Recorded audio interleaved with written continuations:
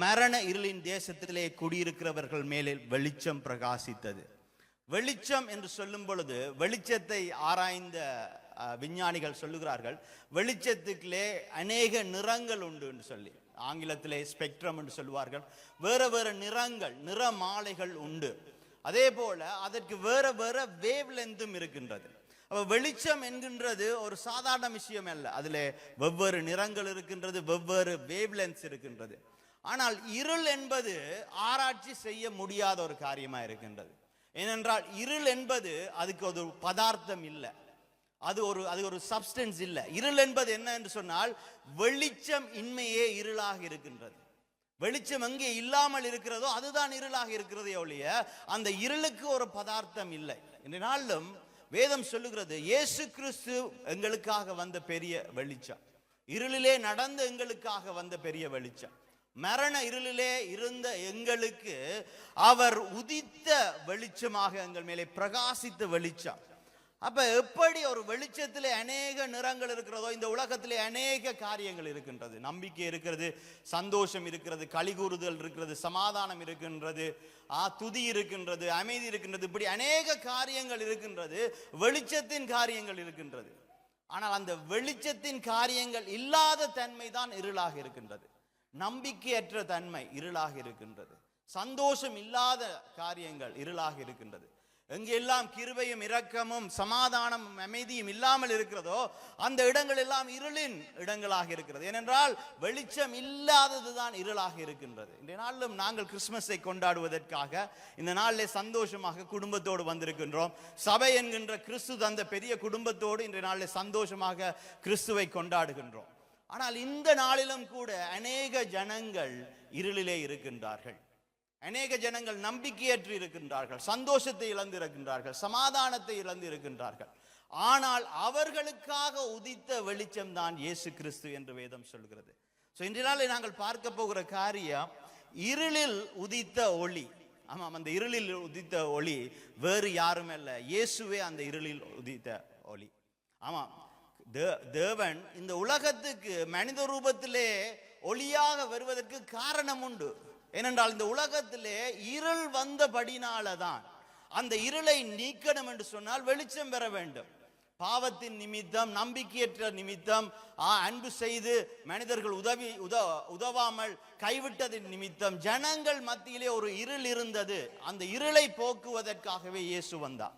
நாங்கள் மீண்டுமாக இந்த ஏசாயா 9வது அதிகாரத்தில் 2வது வசனத்தை வாசித்தோம் என்று சொன்னால் இங்கே 2 விதமான இருள்கள் சொல்லப்படுகிறது. நாங்கள் வாசிப்போம். ஏசாயா 9வது அதிகாரம் 2வது வசனம். இருளில் நடக்கிற ஜனங்கள் பெரிய வெளிச்சத்தை கண்டார்கள். இருளில் நடக்கிற ஜனங்கள் என்னவாம்? பெரிய வெளிச்சத்தை கண்டார்கள். மரண இருளின் தேசத்தில் குடியிருக்கிறவர்களின் மேல் வெளிச்சம் பிரகாசித்தது. வெளிச்சம் பிரகாசித்தது. பாருங்க, மரண. அப்ப இங்க 2 விதமான இருள்கள் கூறப்பட்டிருக்கிறது. முதலாவது என்ன? முதலாவது சாதாரணமான இருள் சொல்லப்படுகின்றது. 2வது சொல்லப்படுகிற இருள் மரண இருளாக இருக்கின்றது. முதலாவது இந்த சாதாரணமாக சொல்லப்படுகிற இருளை பார்த்தோம் என்று சொன்னால் அது வேதம் சொல்லுகிறது, இருளில் நடக்கிற ஜனங்கள் பெரிய வெளிச்சத்தை கண்டார்கள். அப்ப இந்த முதலாவது இருள் என்பது நாங்கள் நடக்கக்கூடிய இருள். இது மரண இருள் அல்ல, இது சாதாரணமான இருள். இதிலே நாங்கள் நடக்கக்கூடியது. எப்படி இருளிலே நடப்போம்? இலங்கையில இருந்து வருந்தவர்களுக்கு தெரியும், அடிக்கடி அங்கே கரண்ட் போகும். இந்தியாவிலையும் கூட அந்த எலக்ட்ரிசிட்டி கட் எல்லாம் இருக்குது. அங்கே திடீரென்று எங்களுடைய வெளிச்சம் நின்று விட்டாண்டால் என்ன நடக்கும்? ஒரு பதட்டம் பெறும் இல்லையா? ஒரு தடுமாற்றம் பெறும், ஒரு குழப்பம் பெறும். ஏனென்றால் அந்த இருள் ஒரு குழப்பத்தை கொண்டு வரும். எங்களுடைய நடையிலே தெளிவில்லாமல் எங்களுடைய நடையை மாற்றக்கூடிய தன்மை தான் இந்த முதலாவது வகையான இருள். எப்படி ஒரு வீட்டிலே வெளிச்சம் இல்லாமல் போகும் பொழுது எங்களுடைய நாங்கள் அனுதினம் செய்கிற காரியங்களிலே ஒரு குழப்பமும் ஒரு தடுமாற்றமும் பெறுமோ, அதை சரிவர செய்ய முடியாத ஒரு காரியம் பெறுமோ, அந்த இருளைத்தான் இங்கே கூறப்படுகிறது. ஆதியாகமம் 1வது அதிகாரத்திலே நாங்கள் பார்க்கின்றோம், பூமியானது ஒழுங்கின்மையும் வெறுமையுமாய் இருந்தது, ஆழத்தின் மேல் இருள் இருந்தது, ஆண்டவர் வெளிச்சம் உண்டாக கடவது என்று சொன்ன பொழுது அங்கே வெளிச்சம் வந்தது. அப்ப இந்த முதலாவது இருள் வரும் பொழுது ஒழுங்கின்மை வரும், ஒரு வெறுமை வரும். வீட்டில் யோசிச்சு பாருங்க, லைட் இருக்கிற வெளிச்சம் இருக்கிறபடியாக தான் நாங்கள் அந்த வீட்டை சுத்தமாக வைத்திருக்கக்கூடியதா இருக்கின்றது, நாங்கள் சரியாக நடக்கக்கூடியதாக இருக்கின்றது. அப்ப இந்த முதலாவது இருள் என்பது எங்களுடைய நடக்கையிலே வருகின்ற இருளாக இருக்கின்றது. அப்ப இந்த முதலாவது இருள் எப்படிப்பட்ட இருள் என்று சொன்னால், இருள் என்பது என்ன? வெளிச்சம் இல்லாததுதான் இருள். இருளுக்கு என்று ஒரு பதார்த்தம், ஒரு சப்ஸ்டன்ஸ் இல்ல. இருள் வெறுமைதான் இருள், வெளிச்சம் இன்மைதான் இருள். அப்ப எங்கே எல்லாம் நம்பிக்கை இல்லாமல் இருக்கின்றதோ அது இருளாக இருக்கின்றது. இதனால யோசிச்சு பாருங்க, எங்களுடைய வாழ்க்கையிலே எத்தனை தரம் எங்களுடைய வாழ்க்கையில இருள் வந்திருக்கின்றது. இப்படிப்பட்ட இருள், நம்பிக்கை இல்லாத தன்மை வந்திருக்கிறது இல்லையா? அந்த நம்பிக்கை இல்லாத தன்மை மட்டுமில்ல, ஒரு ஏமாற்றப்பட்ட கைவிடப்பட்ட மனிதர்கள் மத்தியிலே அன்பு இல்லாமல் செல்லுகிற நாட்கள், கிருபை இல்லாமல், இரக்கம் இல்லாமல், ஜனங்கள் இல்லாமல், தனிமையின் நாட்கள் கூட இருளின் நாட்கள் தான் இருக்கு. இந்த இருளின் நாட்கள்ல நாங்கள் நடக்கக்கூடியதா இருக்கும் சொன்னா வேதம் சொல்லுகிறது இருளில் நடக்கிற ஜனங்கள் என்று சொல்லி. அப்ப இந்த நம்பிக்கை அற்ற நாட்கள், அன்பு அற்ற நாட்கள், சந்தோஷம் சமாதானம் அற்ற நாட்களிலும் நாங்கள் நடக்கின்றோம், அன்றாட காரியங்களை செயல்படுகிறோம், செய்கின்றோம். ஆனால் அந்த செய்கைகளே ஒரு குழப்பம் இருக்கின்றது, ஒரு சந்தோஷம் இல்லை, அதுல ஒரு சமாதானம் இல்லாத ஒரு நடியாக இருக்கின்றது. பாருங்க, அதாலதான் ஏசாயா 59வது அதிகாரத்துல 9வது 10வது வசனங்களை நாங்கள் வாசிப்போம். ஏசாயா 59வது அதிகாரத்தில் 9வது 10வது வசனங்கள். ஆதலால் நியாயம் எங்களுக்கு தூரமாய் இருக்கிறது, நீதி எங்களை தொடர்ந்து பிடிக்காது. வெளிச்சத்துக்கு காத்திருந்தோம். இந்த உலகத்திலே நம்பிக்கைக்கு, சந்தோஷத்துக்கு, சமாதானத்துக்கு காத்திருக்கிற ஜனங்கள் உண்டு. நாங்களும் சில வேளைகளிலே அப்படிப்பட்ட இருளிலே செல்லுகின்றோம். அப்படிப்பட்ட ஒரு காத்திருப்பு எங்களுக்கும் உண்டு. தொடர்ந்து வாசிப்போம். இதோ இருள் பிரகாசத்துக்கு காத்திருந்தோம், ஆனாலும் அந்தகாரத்திலே நடக்கின்றோம். இந்த இருளிலேயும் கூட நடக்கிறோம். நம்பிக்கையற்ற, அன்பு அற்ற, சந்தோஷமற்ற, சமாதானமற்ற இந்த சூழ்நிலையும் நாங்கள் நடக்கின்றோம். ஆனால் அந்த நடையிலே தெளிவு இல்லை, குழப்பமான நடையாக இருக்கின்றது. எப்படி நடக்கிறோமாம்? 10வது வசனம் சொல்லுகின்றது, நாங்கள் குருடரை போல சுவரை பிடித்து கண்ணில்லாதவர்களை போல் தடவுகின்றோம். ஏனென்றால் இருள், நம்பிக்கையற்ற நேரங்களில் எங்களுக்கு தடுமாற்றம் பெறுகின்றது, தெளிவில்லை எங்களுடைய நடையில. சமாதானம், சந்தோஷம் இல்லாத நேரங்களிலே, கைவிடப்பட்ட தன்மையிலே, மன அழுத்தமும் மனக்கவலையும் கண்ணீரும் வேதனையும் உள்ள நாட்கள், இருளின் நாட்கள், அதிலே நாங்கள் நடக்கின்றோம். ஆனால் அந்த நடையிலே தெளிவு இல்லை, அந்த நடையிலே கம்பீரம் இல்லை. மாறாக நாங்கள் சுவரை பிடித்து தடவி நடக்கின்றோம்.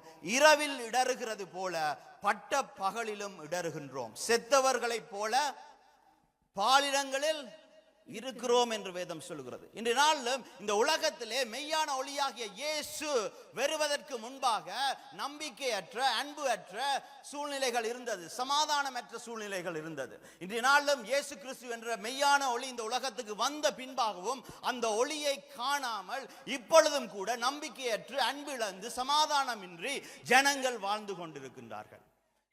இந்த ஜனங்கள் நாங்கள் எங்க பார்க்கிறோம்? ஏதாவது ஒரு ஒளி கிடைக்காதா? பாருங்க, ஒரு இருளிலே வாழும் பொழுது என்னத்தை தேடுவோம் நாங்கள்? எங்கேயாவது ஒரு வெளிச்சம் தெரியாதா? ஏன் அந்த வெளிச்சம் எங்களுக்கு எப்படியாக இருக்கின்றது? எங்களுக்கு திசை காட்டுகிறதாக இருக்கின்றது. நாங்கள் போக வேண்டிய பாதை.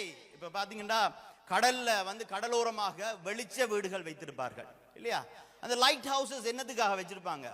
இரவிலே படகுகள் வரும் பொழுது, அங்கே புயலும், அங்கே போராட்டமும், அலைகளும், கொந்தளிப்பும் இருக்கும் பொழுது, அந்த இருளின் மத்தியிலே, அந்த காரிருளின் மத்தியிலே அவர்கள், அந்த படகுகளுக்கு ஒரு திசை தேவை, ஒரு வழிகாட்டி தேவை. அதற்காக அந்த வெளிச்சம் வைக்கப்பட்டிருக்கிறது. இந்த உலகத்திலே ஏமாற்றம் அடைந்து, கைவிடப்பட்டு, சமாதானம் இல்லாமல், நம்பிக்கை இல்லாமல் அநேக ஜனங்கள் வாழ்ந்து கொண்டிருக்கிறார்கள். அவர்களுக்கு ஒரு வெளிச்சம் தேவை. ஆனால் இப்பொழுது எங்கே நாங்கள் பார்க்கிறோம்? இந்த உலகத்தில் இப்போ இந்த சோஷியல் மீடியா இதெல்லாம் வந்த பிறகு அநேக சின்ன சின்ன வெளிச்சம் மாதிரி காரியங்கள் வரும். அநேக என்ன சொல்றாங்க, இன்ஸ்டா குரூஸ்ண்டுவாங்க, இல்லாட்டி இன்ஸ்டா ப்ரோஸ்ண்டுவாங்க. என்னது? இந்த இன்ஸ்டாகிராம், சோஷியல் மீடியால ஆலோசனை செல்கிற இப்படி தவறான ஆலோசனைகள் அநேகம் இருக்கின்றது, தவறான வெளிச்சங்கள் அநேகம் இருக்கின்றது. ஆனால் எங்களுக்கு தேவை என்ன? இதுல திசை காட்டுகின்ற ஒரு சரியான வெளிச்சம் தேவை, ஒரு சரியான ஒளி தேவை. அந்த ஒளியாகத்தான் இயேசு கிறிஸ்து இந்த உலகத்துக்கு வந்தார். பாவத்தின் நிமித்தம் ஜனங்கள் அழிந்து கொண்டு போயிருக்கேன், அவர்கள் நம்பிக்கை இல்லாமல் இருக்கும் பொழுது, அவர்கள் மத்தியிலே இருக்கிற அன்பு குறைந்து போயிருக்கும் பொழுது, அந்த நேரத்திலே, அந்த நம்பிக்கை சமாதானமற்ற அந்த வெளிவேதனையின் காலத்திலே தேவன் ஒரு பெரிய வெளிச்சமாக வந்தார் என்று வேதம் சொல்லுகிறது. அப்ப முதலாவது இருள் என்பது எங்களுடைய நடையின் இருள். அந்த நடை என்னது? எங்களுடைய அனுதின வாழ்க்கையில. இதனால ஆண்டவர் ஆகிய இயேசு கிறிஸ்து எப்படிப்பட்ட வெளிச்சம் என்று சொன்னா, எங்களுடைய வாழ்க்கையின் எல்லா பகுதிகளிலும் எங்களை திசை காட்டி வழி நடத்துகிற வெளிச்சமாக இருக்கிறார். அவர் சபையில மட்டுமல்ல, எங்களுடைய ஆவிக்குரிய வாழ்க்கையில மட்டுமல்ல, எங்களுடைய வேலையில, எங்களுடைய வீட்டில் நாங்கள் நல்ல புருஷனா இருக்க, எங்களுடைய பிள்ளைகளுக்கு நல்ல கணவனா இருக்க, எங்களுடைய வேலை ஸ்தலத்துல நல்ல வேலைக்காரனாக இருக்கிறதுக்கு எல்லாவற்றுக்கும் வழிகாட்டுகின்ற ஒரு ஒளி. இந்த உலகத்திலே இருக்கின்ற இருளை மேற்கொண்டு நாங்கள் வாழ வேண்டும் என்று சொன்னால் இந்த பெரிய வெளிச்சத்தை நாங்கள் பின்பற்ற வேண்டியவர்களாக இருக்கின்றோம். அதனால இந்த பார்த்தோம்னு சொன்னா, ஏசாயா 9வது அதிகாரத்திலே பார்த்தோம்னு சொன்னா, இந்த இருளுக்கு என்ன ஆன்டிடோட் கொடுத்திருக்கிறாங்கன்னு சொன்னா, என்ன சொல்யூஷன் கொடுத்திருக்கிறாங்கன்னு சொல்லி பார்த்தோம்னு சொன்னா, இருளில் நடக்கிற ஜனங்கள் என்னவாம்? பெரிய வெளிச்சத்தை கண்டார்கள். ஒரு இருளிலே நடந்து கொண்டு போகும் பொழுது ஒரு சின்ன வெளிச்சம் வந்தாலே அந்த சின்ன வெளிச்சத்துக்கு பின்பாக போகத்தான் எங்களுக்கு என்ன மனது சொல்லும். ஏனென்றால் இருளிலே வாழ்ந்து கொண்டிருக்கிறோம். ஆனால் இயேசு கிறிஸ்து ஒரு சிறிய வெளிச்சமாக வரவில்லை, ஒரு சிறிய நம்பிக்கையாக வரவில்லை. அவர் பெரிய வெளிச்சமாக வந்தார். நம்பிக்கையற்ற ஜனங்களுக்கு பெரிய நம்பிக்கையை கொடுக்கிற தேவனாக வந்தார். வருத்தப்பட்டு பாரம் சுமக்கிற மக்களுக்கு அவர் பெரிய ஒரு ஆதாரமாக உதவி செய்கிற தேவனாக அவர் வந்தார். அவர் வரும் பொழுது அவருடைய அன்பு வந்தது, அவருடைய கிருபை வந்தது, அவருடைய இரக்கம் வந்தது, அவருடைய மன்னிப்பு வந்தது. அது ஒரு பெரிய வெளிச்சம். இயேசு கிறிஸ்து எங்களுக்கு, இருளில் வாழ்ந்த எங்களுக்கு ஒரு பெரிய வெளிச்சம். எங்களுடைய அனுதின வாழ்க்கையிலே தேவைப்படுகிற ஒரு பெரிய வெளிச்சம். நாங்கள் பின்பற்ற வேண்டிய, நாங்கள் நோக்கி போக வேண்டிய ஒரு பெரிய வெளிச்ச வீடு இயேசு கிறிஸ்துவாக இருக்கின்றார். இந்த நாளிலும் கூட, இந்த நேரத்தில் எங்களுடைய வாழ்க்கையிலும் கூட தான் எத்தனையோ முறை நம்பிக்கையற்ற தன்மைகள் வந்திருக்கிறது. எத்தனையோ முறை சந்தோஷத்தை இழந்து வெளி வேதனைகள் இருக்கின்ற தருணங்கள் வந்திருக்கின்றது. சமாதானத்தை இழந்த தருணங்கள் வந்திருக்கின்றது. அப்படி யாராவது இந்த இடத்துல வந்திருக்கிறீங்கன்னு சொன்னா, இது கிறிஸ்து பிறந்த நாள், மெய்யான ஒளி பிறந்த நாளை நாங்கள் கொண்டாடுகிறோம். அந்த பெரிய வெளிச்சத்தை பார்த்து உங்களுடைய வாழ்க்கையை அந்த பெரிய வெளிச்சத்தை நோக்கி நீங்கள் நடந்தீங்கன்னு சொன்னா, அந்த பெரிய வெளிச்சம் உங்களுடைய வாழ்க்கையில இருக்கிற இருளின் மேலே பிரகாசிக்கும். அந்த இருள் விலகி போகும். ஆண்டவர் ஒரு பெரிய வெளிச்சமாக வந்தார். பாருங்க, அதால தான் இங்க இந்த இடத்துல சொல்லப்படுகிறது, இருளில் நடக்கிற ஜனங்கள் அந்த பெரிய வெளிச்சத்தை கண்டார்கள். அப்ப முதலாவது, எங்களுடைய அனுதின வாழ்க்கையிலே நாங்கள் பார்க்கிற இருளுக்கு வெளிச்சமாக இந்த உலகத்திலே நாங்கள் வாழ வேண்டியது. ஏனென்றால் நாங்கள் எல்லாரும் ஒரு ஒரு புது டிவைஸ் வருதுன்னு வைங்க. புதுசா ஐபோன் வரும்பொழுது ஃபர்ஸ்ட் டைம் முந்தி பட்டன் போனை தான் வச்சு பார்த்து கொண்டிருந்தோம் இல்லையா? சிறுவர்களுக்கு தெரியாது, வாலிபர்களுக்கு முந்தி அந்த பட்டன் போன் தான். திடீரென்று ஐபோன் வந்தோடனே எங்களுக்கு எதை அமர்த்துறது ஒண்ணுமே தெரியாது. என்னதை செய்வோம்? அந்த மேனுவல் எடுத்து பார்ப்போம். இந்த மேனுவல்ல இது எப்படி ஆப்ரேட் பண்ணுதுன்னு சொல்லி கொடுப்பாங்க இல்லையா? அதே போல இந்த உலகத்தில் நாங்கள் வாழுகிற வாழ்க்கையில எப்படி வாழுகிறது, என்னத்தை வாழுகிறது என்று தெரியாமல், யாருக்கு பின்பாக போகிறது என்று தெரியாமல், எல்லாரும் காட்டுகிற திசைகளில் மற்ற மனிதர்கள் போகிற திசையில எங்களுடைய வாழ்க்கை போய்கொண்டிருந்தது. ஆனால் இயேசு கிறிஸ்து என்ன, எங்களை படைத்த படைப்பாளி, எதற்காக நாங்கள் படைக்கப்பட்டோம், எப்படி நாங்கள் வாழ வேண்டும் என்று எங்களுக்கு காட்டும்படிக்காக அந்த இருளை போக்குகின்ற பெரிய வெளிச்சமாக எங்களுடைய வாழ்க்கையில வந்தார். அந்த வெளிச்சம் எங்களுடைய வாழ்க்கைக்கு தேவை. ஆனால் இங்கே ஏசாயா 9வது அதிகாரத்துல இருளை மட்டும் கூறவில்லை, அதை தாண்டி அடுத்ததாக சொல்லப்படுகிற காரியம் என்னன்னு பார்த்தோம்னு சொன்னா, மரண இருளின் தேசத்தில் குடியிருக்கிறவர்களின் மேலே வெளிச்சம் பிரகாசித்தது என்று வேதம் சொல்லுகிறது. அப்ப மரண இருள், அப்ப இருள் சாதாரணமாக இருந்தால் மரண இருள் என்பது மிகவும் மோசமான இருளாக இருக்கின்றது. இருளிலே அநேக வகை இருள்கள் இருக்குது இல்லையா? சில இருள்களிலே லைட் இல்லாட்டியும் சில வேளைங்களுக்கு முன்பாக இருக்கின்ற ஆட்களை நாங்கள் பார்க்கக்கூடியதாக இருக்கிறது. சில டூரிசம் போகும் பொழுது சில குகைகளுக்குள்ளே கொண்டு போவார்கள், ஆழமான குகைகளுக்குள்ளே. அங்கே கொண்டு போயிட்டு அந்த டூர் கைடு என்ன செய்வாங்கன்னு சொன்னா, அவர்கள் எல்லாரையும் கெதர் பண்ணிட்டு அந்த இடத்துல அவர்கள் லைட்டை நூப்பாங்க. லைட்டை நூத்தோன்னு அங்க வந்து எப்படி இருள் இருக்கும்டா, கும்மிருட்டுன்னு கேள்விப்பட்டிருக்கிறீங்களா? கும்மிருட்டுன்னு சொன்னா எங்களுடைய மூக்குக்கு முன்னால் ஒரு ஆள் நின்றா கூட தெரியாது, அந்த அளவு இருள். அப்ப இந்த இருளிலே அநேக வகைகள் உண்டு. இங்கே இரண்டாவது வகையான இருளை குறித்து வேதம் சொல்லுகிறது மரண இருள் என்று சொல்லி. சாதாரண இருள், முதலாக நாங்கள் சொல்லப்பட்ட இருள் எங்களுடைய நடைகள் நடக்கக்கூடிய இருளாக இருந்தது. ஆனால் இது மரண இருள். மரண இருள் என்றால் என்ன? எங்களுக்கு அழிவை தருகிற இருள், எங்களுடைய வாழ்க்கையில அழிவை கொண்டு வருகிற மோசமான இருளைத்தான் இங்கே மரண இருள் என்று வேதம் சொல்லுகிறது. நாங்கள் எல்லோருமே பாவம் செய்து என்னவாம், தேவ மகிமையற்று இருந்தோம். பாவத்தின் சம்பளம் என்ன? மரணம். எது மரணம்? எங்களுடைய ஆவி. நாங்கள் மரிக்கும் பொழுது எங்களுடைய ஆத்துமா பரலோகம் போகாமல் நரகத்துக்கு போகிறதே மரண இருள். பாருங்க, அந்த இருள், மரண இருள் என்பது அழிவின் இருள். 2010ஆம் ஆண்டு சிலி என்கின்ற நாட்டிலே 31 மைனஸ் சுரங்கத்திலே வேலை செய்கிறவர்கள், அவர்கள் சுரங்கத்திலே வேலை செய்து கொண்டிருக்கும் பொழுது திடீரென்று அங்கே மேல வந்து மண் வந்து கொலாப்ஸ் பண்ணிட்டுது. இப்ப மண் வந்து மூடியதினாலே, அதன் மேலே ஒரு பெரிய பாறை உருண்டதினாலே ஏறத்தாழ 2300 அடிகளுக்கு கீழே அவர்கள் வந்து ட்ராப் பண்ணப்பட்டுட்டாங்க. அவர்கள் வந்து அங்கே மூடப்பட்டு அவர்கள் வழி இல்லாமல் அங்கே இருந்தார்கள். அவர்கள் 69 நாட்கள் அங்கே இருந்தார்களாம். அவர்களிடத்தில் இருந்த டியூனா ஃபிஷ்ஷை வந்து, டியூனா கேனை வந்து 2 நாளைக்கு ஒருக்கா 1 டீஸ்பூன் சாப்பிட்டு கொண்டு இருந்தார்களாம். யோசிச்சு பாருங்க, 2300 அடிகளுக்கு கீழே, பூமிக்கு கீழே.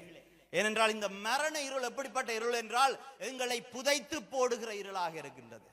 அந்த வெப்பத்துக்குள்ளே, அந்த இருளுக்குள்ளே அவர்கள் அம்பட்டு இருக்கிறாங்க. எந்த உதவியும் இல்லாமல் இருக்கின்றார்கள். எந்த உதவியும் வரவில்லை. கத்தினா கூட யோசிச்சு பாருங்க, 2300 அடிக்கு கீழே இருந்து கொண்டு அவர்கள் கத்தினாலும் கேட்குமா யாருக்காவது? அதுதான் மரண இருள். நாங்கள் நினைத்தாலும் கூட தோண்டி வெளியேற வர முடியாத ஒரு இருள். நம்முடைய வாழ்க்கையிலேயும் சில சூழ்நிலைகள் இருக்கின்றது. அந்த சூழ்நிலைகளில் எங்களுடைய பலத்தை கொண்டு நாங்கள் அந்த குழியிலிருந்து எழும்பி வர முடியாத ஒரு சூழ்நிலைகள். அப்படிப்பட்ட ஒரு சூழ்நிலை தான் நரகம் என்கின்ற பாதாளம். மனித குலம் பாவம் செய்ததினாலே, பாவத்தின் சம்பளம் அக்கினி கடலாகிய நரகம் என்றபடினாலே, வெளிப்படுத்தின விசேஷத்துல 22வது அதிகாரத்துல வேதம் சொல்லுகிறது, கந்தகமும் அக்கினியும் உள்ள கடல் என்று சொல்லி நரகத்தை சொல்லி பெற்றி கூடுகிறது. என்றால் இந்த மரண இருளினுடைய அந்த வீரியத்தை நாங்கள் அறிந்து கொள்ள வேண்டும். எப்படி அந்த மைனஸ் வந்து 2300 அடிக்கு கீழே அடைக்கப்பட்டு வழி இல்லாமல் இருந்தார்களோ, அதே போலதான் மனித குலமும் பாவத்திலே விழுந்து, பாவத்தின் நிமித்தம் நரகம்தான் அவர்களுடைய நித்திய வாழ்வு என்று இருக்கும் பொழுது, அந்த நரகத்திலிருந்து எங்களை விடுவிக்க வந்தவர் தான் இயேசு கிறிஸ்து என்கின்ற மெய்யான ஒளி. பாருங்க, இந்த மரண இருளினுடைய அந்த வீரியம் அப்படின்னு சொன்னா, மத்தேயுல சொல்லுகின்றார்கள், உன்னுடைய கை பாவம் செய்துண்டா அந்த கையை வெட்டி போட்டுடு, உன்னுடைய கால் பாவம் செய்துண்டா காலை வெட்டிட்டு போட்டுடு. ஏனென்றால் அந்த பாவத்தின் நிமித்தம் நீ நரகத்துக்கு போகிறதை பார்க்கிலும் ஊனமுள்ளவளாய் நீ பரலோகம் போறது நல்லம். ஏனென்றால் நரகத்துல அவியாத அக்கினி இருக்குது என்று வேதம் சொல்லுகிறது. அவியாத அக்கினி என்றால் என்ன? அது வெப்பமாக இருக்கும், அதனுடைய வேதனைகள் வலிகள் இருக்கும். ஆனா நாங்க அவிஞ்சு போக மாட்டோம். அவிஞ்சு போக மாட்டோம்னா அந்த வேதனை நிரந்தரம், நித்தியம். அப்ப நிரந்தரமும் நித்தியமும் ஆன ஒரு நரகத்திலே வேதனையை அனுபவிக்கிறது தான் இந்த மரண இருளாக இருந்தது. இந்த மரண இருளின் தேசத்திலே குடியிருக்கிறவர்களின் மேலே என்னது? வெளிச்சம், இயேசு என்கின்ற வெளிச்சம் பிரகாசித்தது என்று வேதம் சொல்கிறது. ரோமர் 5வது அதிகாரத்துல 6வது வசனத்தை நாங்கள் வாசிப்போம்.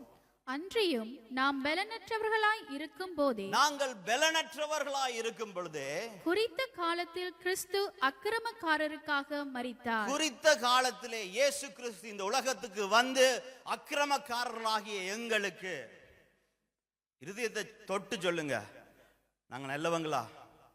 எல்லா நேரத்திலும் நல்லவங்களா? பாவமே செய்யாதவங்களா? தப்பே செய்யாதவங்களா? அக்கிரமே செய்யாதவங்களா? இல்ல. அங்க பார்க்கிறதற்கு நல்லவர்களா இருந்தாலும் கூட எங்கள் எல்லோருக்குள்ளேயும் பாவம் இருக்குது, தப்பிதம் இருக்கின்றது.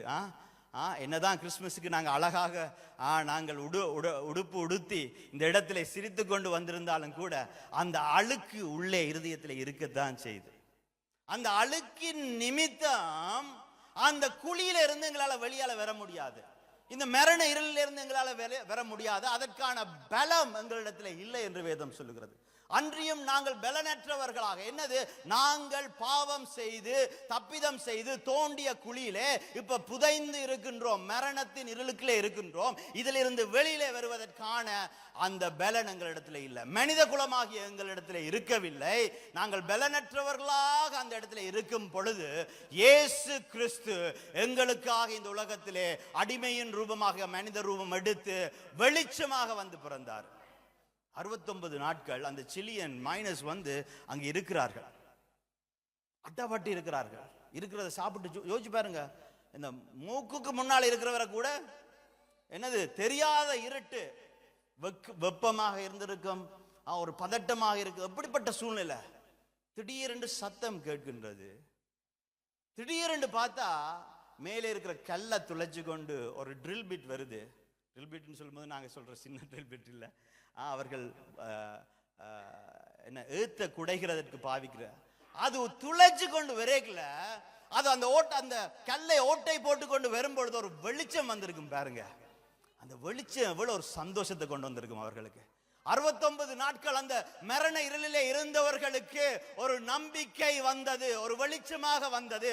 அதே போல பரலோகத்திலே இருந்து வந்த இயேசு கிறிஸ்துவானவர் பூலோகத்திலே நரகத்திலே நாங்கள் அவிந்து அக்கினி கடலுக்குள்ளே போகும்படிக்காக மரண இருளிலே இருந்த பொழுது அவர் வெளிச்சமாக வந்தார். அதுதான் அங்கே வேதம் சொல்லுகிறது. அவர் பிரகாசிக்கின்ற வெளிச்சம் எங்கள் மேலே பிரகாசித்தது என்று சொல்லி, அதுதான் அந்த மெய்யான வெளிச்சம். இந்த நாள்ல நாங்கள் நினைத்தாலும் கூட எங்களுடைய பாவத்துக்கு பரிகாரம் செய்கிறதுனாலே நாங்கள் பரலோக ராஜ்யம் போக முடியாது. எங்களுடைய பாவத்தை கழுவுவதற்கு ஒரு பரிசுத்தமான ரத்தம் சிந்தப்பட வேண்டியதா இருந்தது. நாங்கள் எல்லோருமே பாவம் செய்து தேவ மகிமை அற்றவர்களா இருந்தபடினாலதான் அந்த வெளிச்சம் பரலோகத்தில் இருந்து இந்த பூலோகத்துக்கு வந்து எங்களுக்காய் வந்தது. பாருங்க, அந்த வெளிச்சம் எங்கள் மேலே பிரகாசிக்கின்ற வெளிச்சம். முதல் நாங்கள் கண்ட வெளிச்சம் எப்படிப்பட்ட வெளிச்சம்? முதல் கண்ட வெளிச்சம் நாங்கள் காண்கின்ற பெரிய வெளிச்சம், அதை நாங்கள் பின்தொடர்கிற வெளிச்சம். ஆனால் இந்த வெளிச்சம் எப்படிப்பட்டதுன்னு சொன்னால் எங்கள் மேலே பிரகாசிக்கின்றது. அது எங்கள் மேலே பிரகாசிக்கும் பொழுது என்ன நடக்குது? எங்களில் இருக்கிற இருள் எல்லாம் விலகி போகின்றது. அதான் யோவான் 1வது அதிகாரத்திலே நாங்கள் பார்க்கிறோம், ஆதியிலே வார்த்தை இருந்தது, அந்த வார்த்தை தேவனோடு இருந்தது, அந்த வார்த்தை தேவனாய் இருந்தது, அந்த வார்த்தை மாமிசமாகி இந்த பூலோகத்திலே வந்து வாசம் செய்தார் என்று சொல்லப்பட்டிருக்கிற அந்த காரியத்திலே 4வது வசனம் சொல்லுகிறது, அவருக்குள், யார்? இயேசு கிறிஸ்துவாகிய வார்த்தைக்குள்ளே அவருக்குள் ஜீவன் இருந்தது, அந்த ஜீவன் மனுஷருக்கு ஒளியாய் இருந்தது. இருள் வந்து மரணம், ஆனால் ஒளி வந்து ஜீவன். 5வது வசனம் சொல்லுகிறது, அந்த ஒளி இருளிலே பிரகாசிக்கின்றது, இருளானது அதை பற்றி கொள்ளுவதில்லை. இருள் என்பது வெளிச்சமின்மைதான் இருள். அந்த நான் முதலே சொல்லியிருந்தேன், அந்த குகைக்குள்ள போய் அந்த இருட்டுக்குள்ள லைட்டை நூத்துடுவாங்க. டூர் கைட் லைட்டை நூத்துடுவாங்க. நூத்தோன்னா எல்லாருக்குமே பதட்டம் பெறும். என்னடா இவ்வளவு இருட்டா? என்ற வாழ்க்கையில் அப்படிப்பட்ட இருட்டே பார்த்துருக்க மாட்டோம். அப்ப அந்த டூர் கைடு என்ன சொல்றாங்கன்னா, ஒரு சின்ன மேட்ச் பாக்ஸ், ஒரு சின்ன தீப்பெட்டி எடுத்து கொளுத்துவாங்க. அது கொளுத்தும் பொழுது அந்த வெளிச்சம் அந்த குகையே என்ன செய்யும்டா? பிரகாசிக்க செய்யும். அது ஒரு சிறிய வெளிச்சம் தான். இயேசு கிறிஸ்து முன்னணையிலே மாட்டுத் தொழுவத்திலே ஒரு சிறிய பாலகனாக பிறந்தாலும் கூட அவர் கொடுத்த வெளிச்சம் பெருசு. அவர் எங்கள் மேலே பிரகாசிக்கிறவராக, எங்களுடைய பாவங்களை கழுவி எங்களுக்கு பரலோக ராஜ்யம் என்கின்ற ஜீவனை தருகிறவராக, மரண இருளை வந்து எங்களுடைய வாழ்க்கையில இருந்து எடுத்து போடுகிற தேவனாக அவர் வந்தார். அந்த வெளிச்சம் பிரகாசிக்கும் பொழுது அந்த வெளிச்சத்தை இருள் மேற்கொள்ள முடியாது. நாங்க எல்லாரும் யோசிக்கலாம், என்னது, ஒரு பக்கத்துல சத்ருவுடைய ராஜ்யம், ஒரு பக்கத்துல தேவனுடைய ராஜ்யம், ஒரு பக்கத்துல சத்ருவுடைய வெள்ளமை, ஒரு பக்கத்துல தேவனுடைய வெள்ளமை. சத்ருவுக்கு வெள்ளமை இல்லை. ஏன் இல்ல? இருள் வந்து வெளிச்சத்தை கண்டா என்னது? வெளிச்சத்தை மேற்கொள்ளாது. இங்க என்ன சொல்லுற? இருளானது அதை பற்றி கொள்வதில்லை. எப்ப அந்த வெளிச்சமாகிய இயேசு கிறிஸ்து எங்களுடைய வாழ்க்கையிலே உதிக்க தொடங்கினாரோ, பிரகாசிக்க தொடங்கினாரோ, அப்ப இருந்து இருளுக்கு எங்கள் மேலே எந்த அதிகாரமும் இல்லாமல் போனது. அதுதான் இந்த டைமண்ட் டீலர்ஸ்கிட்ட போய் நீங்கள் டைமண்ட் பண்ணுறீங்கன்னு சொன்னால் அவங்க அந்த டைமண்ட் வந்து அந்த கிளாஸ் பெட்டிக்கில் இருக்கும் பொழுது சாதாரணமாக தான் எல்லா டைமண்டும் இருக்கும். ஆனால் இந்த டைமண்ட் அவர்கள் ஒவ்வொன்றாக காட்டும் பொழுது என்ன செய்வார்கள்னு சொன்னால் ஒரு பிளாக் கலர், ஒரு கருப்பு கலர் வெல்வெட் துணியில தான் அந்த டைமண்டை வச்சு காட்டுவாங்க. அந்த கருப்பு துணி எப்படி இருக்கும்னு சொன்னால் இருக்கிற கருப்புலேயே கருப்பாக இருக்கும். சில பேர் சொல்லுவாங்க கருங்கல் கருப்பு மாதிரி இருக்கணும்னு சொல்லி, அதை மாதிரி இருக்கிற கருப்புலேயே கருப்பா இருக்கும். ஏன் அது இருக்கிற கருப்புலேயே கருப்பா இருக்குது?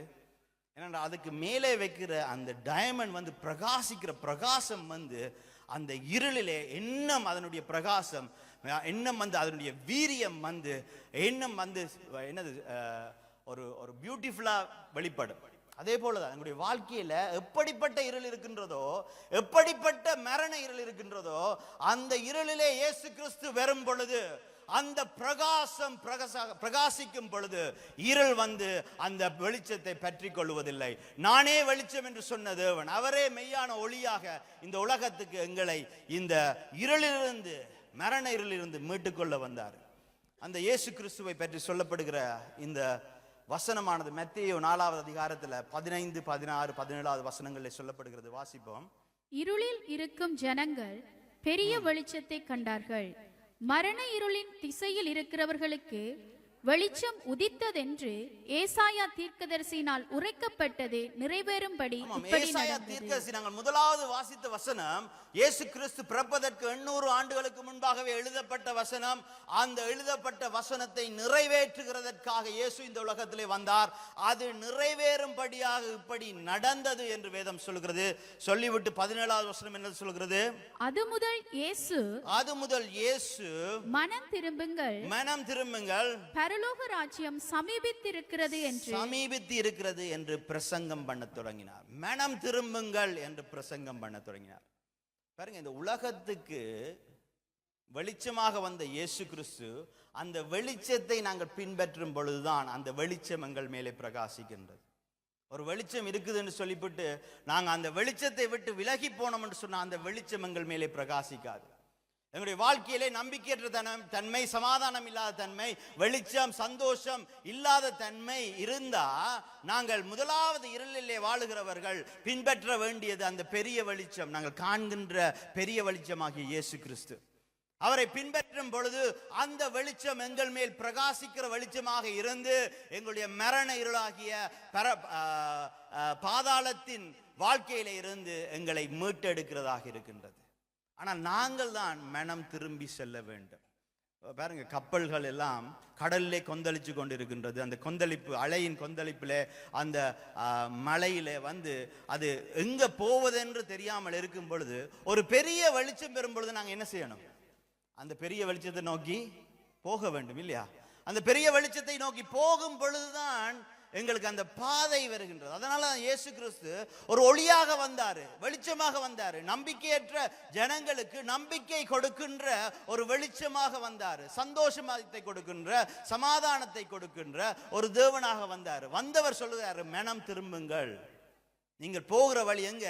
அந்த வெளிச்சத்தை நோக்கி போங்கன்னு சொல்றாங்க. அதனால இன்றைய நாளிலும் கூட நாங்கள் ஒரு முடிவெடுக்க வேண்டும். எங்களோட வாழ்க்கையில நம்பிக்கையற்ற தன்மைகள் இருக்கிறதா, சமாதானம் இல்லாத தன்மைகள் இருக்கிறதா?